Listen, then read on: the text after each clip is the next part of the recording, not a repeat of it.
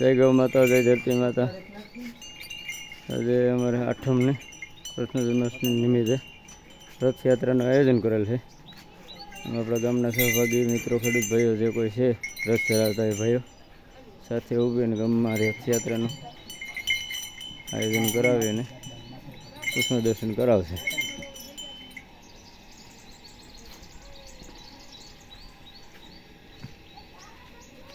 તમારે કોઈને રથયાત્રામાં કોઈને લગ્નમાં લેવાનું હોય તો આ રામભાઈ છે. રામભાઈ છે ને એ આવે. નંબર બોલ, તારા નંબર બોલ તો કોન્ટેક્ટ કરે. નંબર બોલ ને, ફોન નંબર. 82 નિરાતી બોલ. 94 82 35. હા બસ. અમારા હર્ષિભાઈ છે ને બોડીગાર્ડ છે ને, બે ભેરું કામ કરે કે અમારનું બધી ખ્યાલ રાખે ને બળદનું ધ્યાન આપે. સહદેવભાઈ અમારા રાજકોટથી મહેમાન આવ્યા, એ પાસે લાભ લેશે. લાલા તારે જવાનો.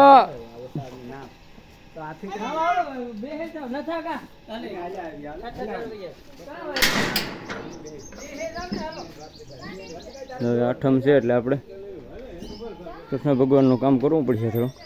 ગાયોને 2 કલાક સારવા જતા આવીએ એટલે ગાયું છોડી લઈ.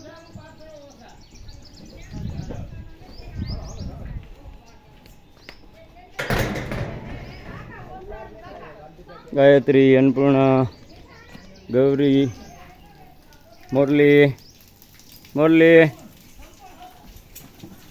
ગંગા, ગોરલ,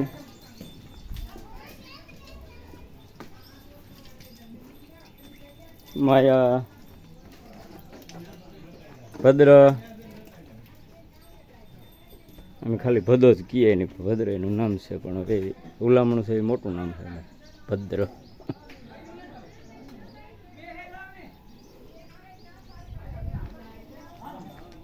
હજી બાધોકડી 2 કાબરી, સંતોષી, લક્ષ્મી 3 ભેંસો રાખી. હવે ધીરે ધીરે એને પણ વિદાય દેવાની છે. જેમ વ્યાજમ ઉપર આવે એમ બધી ગાયું બધું એવું બધું કર્યું.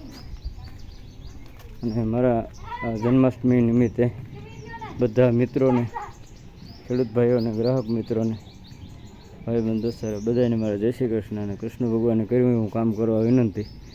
ગાયું સારી ન હોગો તો વાંધો નહીં, ગાયું રાખો. એક રાખી ન હોગો તો વાંધો નહીં, ગાયનું ખાવાનું અપનાવો તો પણ ગાય બસશે. જય શ્રી કૃષ્ણ.